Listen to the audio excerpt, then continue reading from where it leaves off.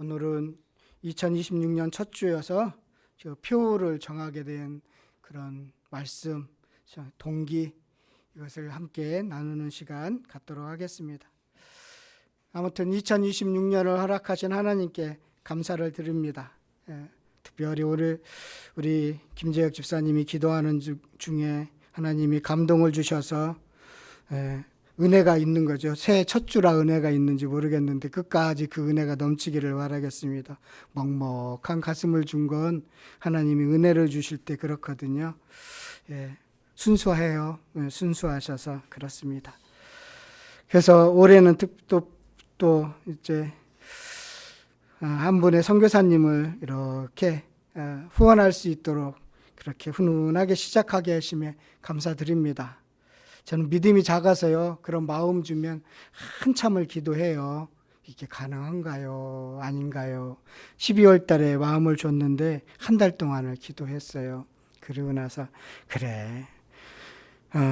그러면서 이제 연락하면서 우리 이동훈 선교사님은 제가 잘도 알고 아끼는 그런 후배 목사님이기도 하고 그래서요. 전화하면서 우리 이제 올해 1월부터 후원을 할 거니까 후원이 끊기면 우리 교회가 문을 닫았다 생각하라 그렇게 얘기를 했어요. 그래, 기도해줘라. 계속 후원 받으려면 우리 교회를 위해서 기도하셔야 된다. 그렇게 인사를 나누었습니다. 아무튼 성실교회를 사랑하는 우리 성도님들이 있어서 이렇게 든든하고요. 또한 우리 교회를 동일한 마음으로 아끼는 외부 분들이 몇 분 계셔요. 기도와 후원으로 우리 교회를 이렇게 오랫동안 아껴오시는 분들이 있거든요. 그런 분들로 인해서 이렇게 세워져 가는 것 같습니다. 그래서 올해는 특별히 하나님의 도우심을 받는 해가 되기를 좀 바라는 마음이 있어요. 이 표는 좀 11월 달부터 마음을 줘서 정했어요. 하나님의 도우심이 있으면 좋겠다. 그런 말씀입니다. 그런 의미에서 올해표 하나님의 도우심 한번 따라해 보십시오. 기이한 도우심. 더 이상 뒤에 뭐 붙일까 하다가 기이한 도우심이라는 여운을 남기면서 이렇게 표를 정했습니다.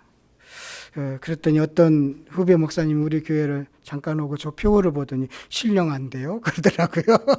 예, 기이한 도우심이 있는 한 해든 뭐가 붙을 것 같은데 없어서 그렇다고 하더라고요. 오늘 우리 하나님의 기이한 도우심이 어떻게 일어나는지를 함께 체험하기를 바라겠습니다. 우시야 왕이 체험했던 그 체험이 우리들에게도 동일하기를 원합니다.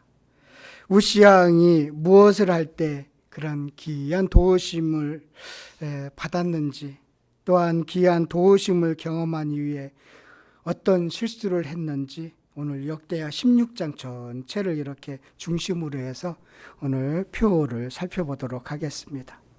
우시야 왕은요, 훌륭한 왕, 긍정적인 왕으로 평가를 받습니다. 16세 왕이 되었어요. 16세 왕이 되어서 3절을 보면요. 16세 왕이 되어서 52년 동안 통치했습니다. 오랫동안 통치했죠. 그리고 북쪽에는 북이스라엘 그 왕은 여로보암 2세인데 이분도 꽤 오랫동안 통치를 했습니다. 그래서 이 성경의 역사가들은 다윗과 솔로몬의 시대를 금의 시대라고 해요. 금처럼 빛나는 큰 제국을 통일왕국을 이루고 그래서 금의 시대라고 하고요. 그 이후에 솔로몬 이후에 남북이 갈라졌잖아요. 우리나라처럼 갈라졌는데 그런데 여기 우시야와 북이스라엘의 여로보암 2세를 그 은혜 시대라고 합니다. 나라도 확장되었고 남북이 안정적으로 경제적인 부를 이루었습니다. 그래서 은혜 시대라고 그렇게 막강한 나라가 이루어졌습니다. 우시야라는 이름의 뜻은요, 여호와는 나의 도움. 여호와는 나의 도움. 여호와는 나의 힘. 그러니까 이름도 잘 지어야 되는 것 같아요. 여호와는 나의 도움, 여호와는 나의 힘이라는 뜻을 갖고 있습니다. 그래서 우시야 왕은 사실 이름처럼 하나님의 기이한 도우심을 받았습니다. 그래서 7절에 보면요. 7절에 보면 이렇게 되어 있죠. 하나님이 그를 도우사. 하나님이 그를 도우사. 또 오늘 12절에도 보면 그의 이름이 멀리 퍼짐은 기이한 도우심을 얻어 강성하여졌다 라는 것입니다. 기이한 일. 이 기이한 일이라는 것은요. 기사, 기적, 이적, 신비한 일 이렇게 표현을 합니다.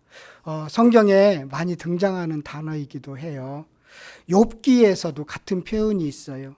욥기 5장 9절에 보면 하나님은 헤아릴 수 없이 큰 일을 행하시며 기이한 일을 셀 수 없이 행하시나니 하나님은 헤아릴 수 없는 큰 일을 행하시고 아주 기이한 일을 셀 수 없이 행하시는 분입니다.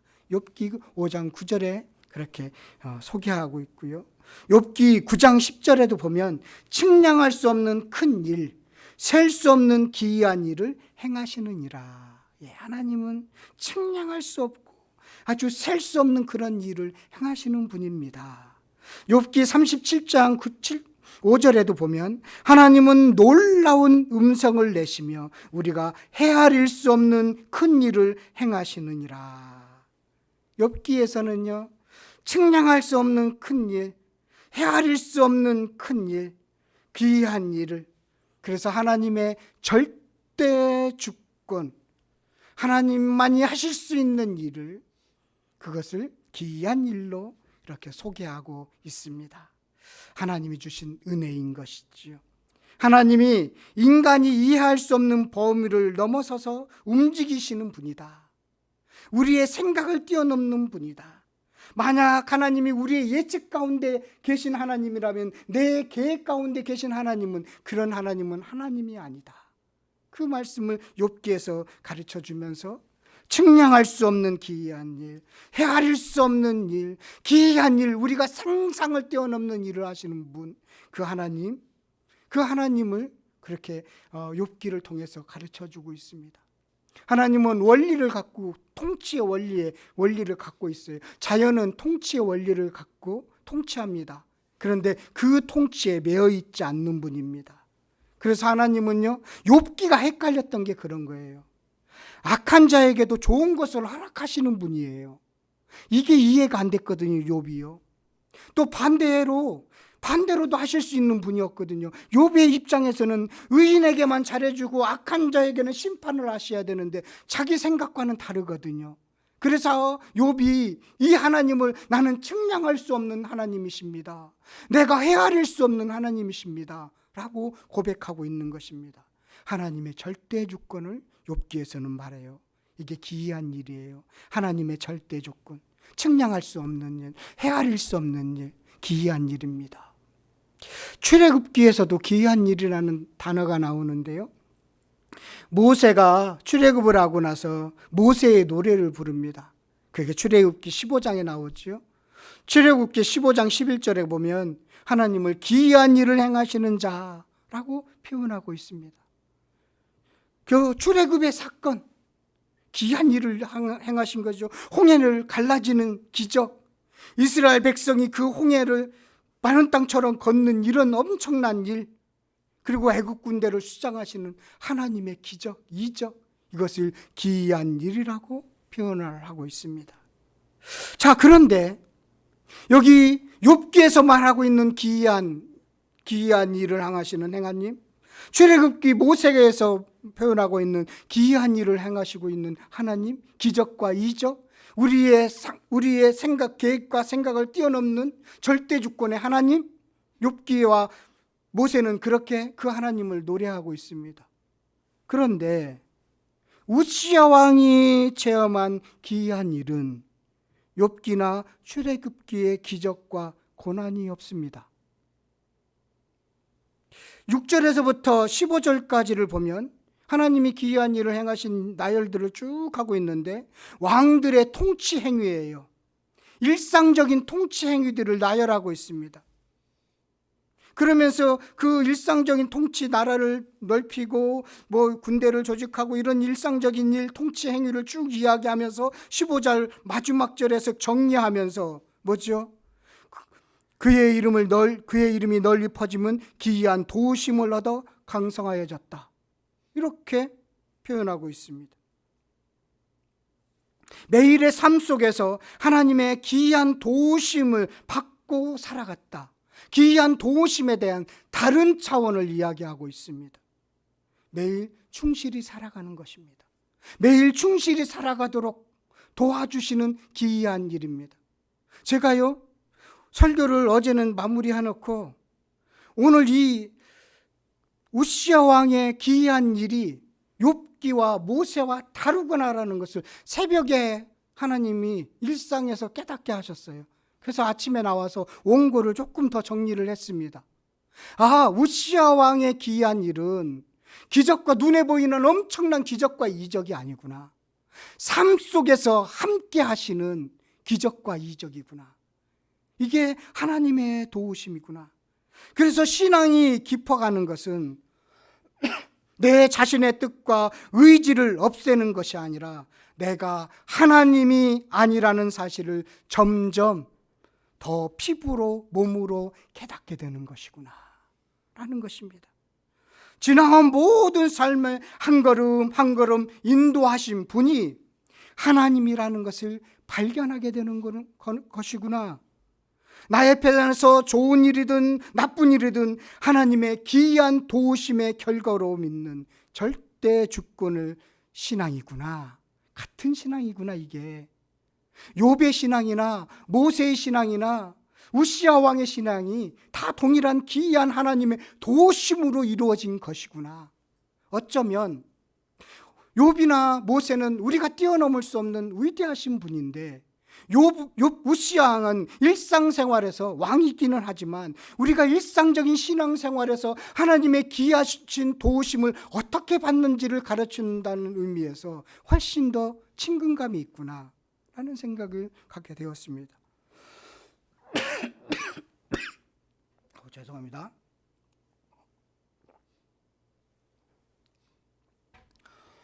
앞에 좀 네. 목이 약해요. 결정적인데 이렇게 쭉 가야 되는데 여기서 딱 막으시는 이유가 뭔지 모르겠어요. 그래서 결국은 협력하여 선을 이룬다는 것, 이것이 기이한 도우심의 열매구나 라는 생각에 이르게 되었습니다. 우리가 예측할 수 없는 기이한 일들까지 하나님의 크신 뜻 안에 있다는 것입니다. 우리는 주님의 높고 위대하심을 찬양하며 살면 되는 것입니다. 올 한 해가 그런 한 해가 되었으면 좋겠어요. 그래서 기이한 도우심이 있는 한 해가 되기를 간절한 마음으로 조금 더 말씀을 살펴보니까 두 가지 우시야 왕 기이한 도우심이 있고 앞부분과 뒷부분이 갈라져요. 먼저 이를 위해서 꼭 해야 하는 것과 하지 말아야 되는 것을 우리들에게 가르쳐주고 있습니다. 꼭 해야 하는 일이 먼저 있는데요. 5절 말씀 다 같이 읽었으면 좋겠습니다. 5절 말씀입니다. 함께 읽겠습니다.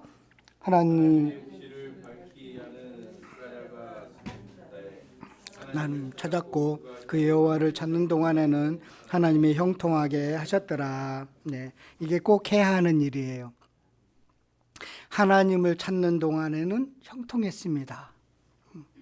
우시야 왕이 하나님을 찾도록 그런데 영향을 준 분이 있습니다. 영향을 준 분이 있어요. 하나님의 묵시를 밝게 하는 스가랴 선지자입니다. 하나님의 묵시를 밝게 하는 스가랴 선지자가 있었기에 하나님을 찾는 일이 우시야 왕이 하나님을 찾는 일이 가능했다는 것입니다. 왜? 하나님의 묵시를 밝게 하는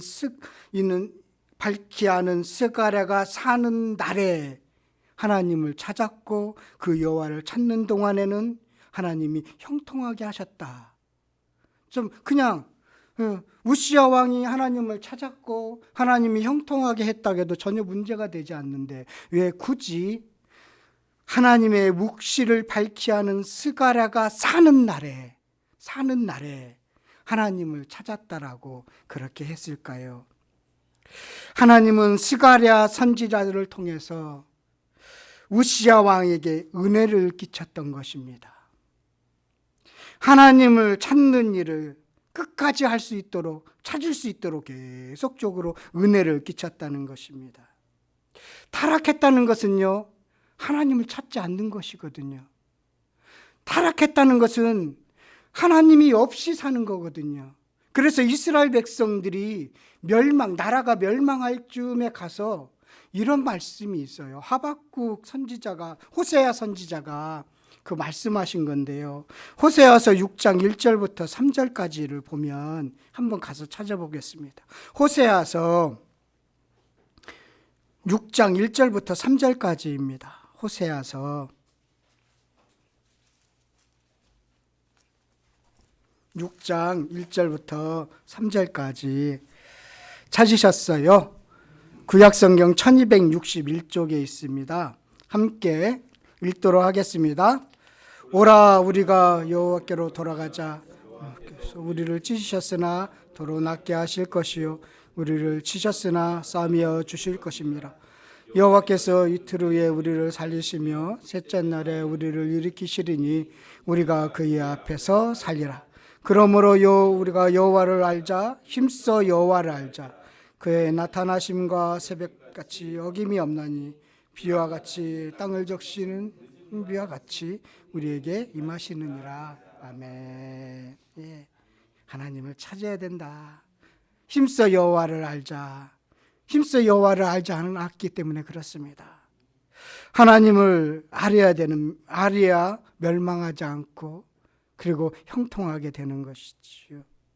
여러분, 하나님을 알기 위해서는 뭐를 해야 될까요? 성경을 보셔야 합니다. 성경을 보셔야 해요. 하나님은 자기를 계시해서 알려줍니다. 열어서 알려주시잖아요. 자연과 역사와 같은 일반 계시, 자연 계시를 통해서 하나님은 알려주십니다. 내가 여기 있다라고 그렇게 알려주시죠. 또 성경이나 초자연 계시를 통해서, 이런 특별 계시를 통해서 하나님은 자기를 소개하고 있습니다. 성경은 자기소개서입니다. 하나님의 자기소개서예요. 그래서 하나님을 명확히 알기 위해서는 성경을 통해서 하나님을 알아가셔야 됩니다. 우시야 왕이 하나님을 찾을 때는 형통했습니다. 여러분, 꼭 올해 1독 이상 하시기를 바라겠습니다.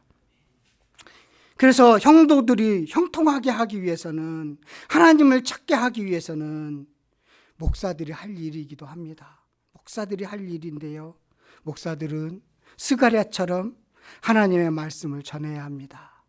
예. 그래야 성도들이 형통하고 하나님을 찾게 되어 있습니다. 그래야 하나님께서 주시는 복을 누리게 되는 것입니다. 그래서 스가랴가 있는 동안에 우시야 왕이 형통했다라는 것입니다. 그 형통의 내용이 지금 6절에서부터 15절까지가 그 형통의 내용입니다.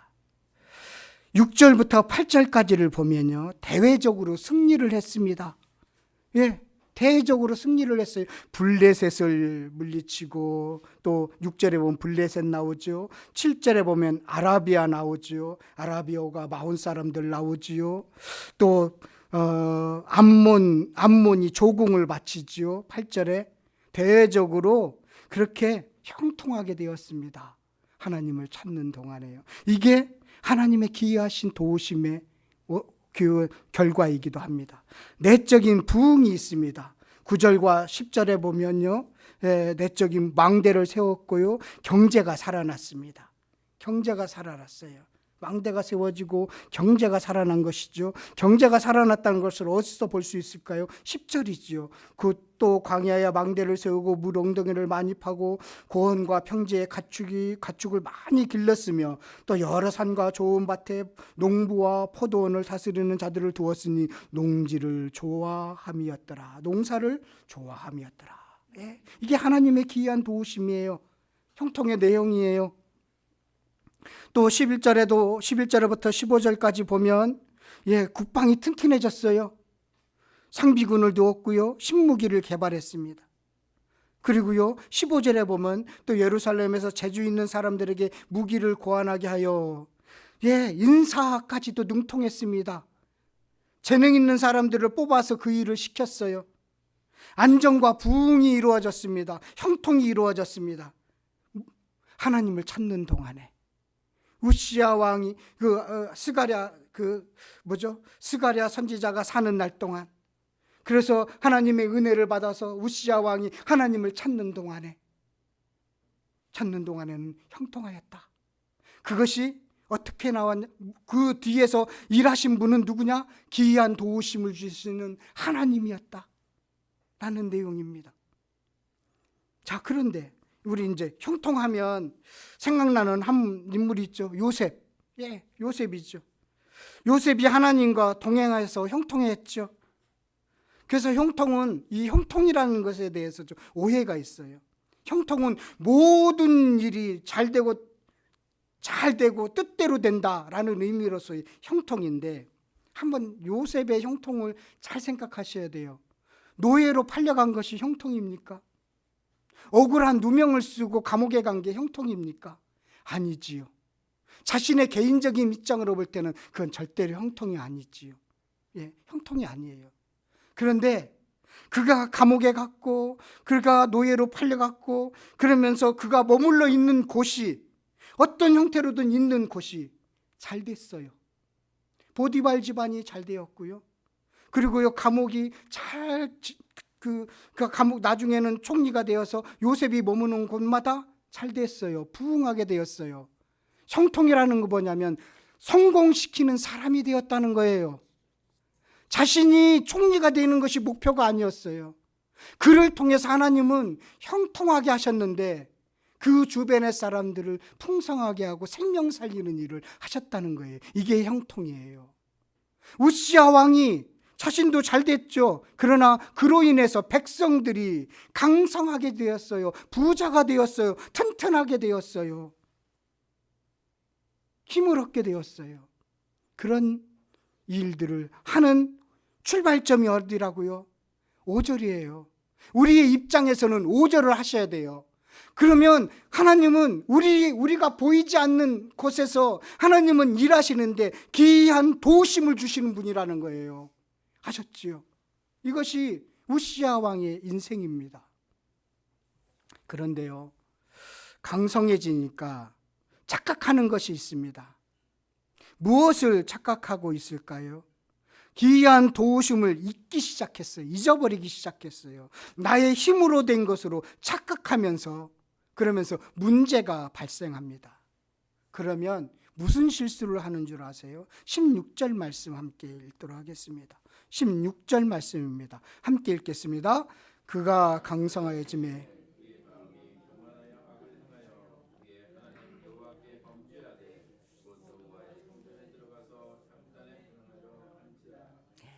이거예요. 잘 나갈 때 조심하라고 그러지요.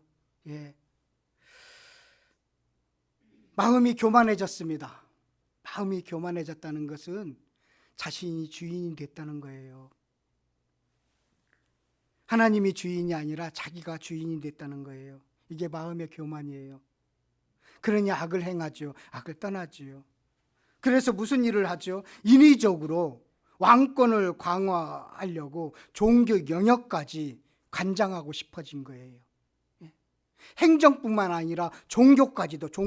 그 당시는 종교 일체잖아요. 다른 나라 주변 나라 보니까 왕이 종교까지도 다 관장하거든요.